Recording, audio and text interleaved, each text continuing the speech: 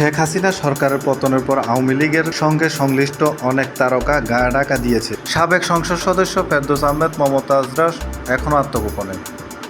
এর মধ্যে চিত্রনায়ক জাহেদ খান, অভিনেতা সাজু খাদেম ও অভিনেতা উপস্থাপক শাহরিয়া নাজিম জয়কে হত্যা চেষ্টা মামলা আসামি করা হয়েছে। 2015 সালের 20 April BNP chairperson Begum Khaleda Zia গাড়িবহর হামলা করে হত্যার চেষ্টা অভিযোগ দায়ের করা মামলায় আসামি করা হয়েছে জাহেদ খান, শাহরিয়া নাজিম জয় ও সাজু খাদেমকে।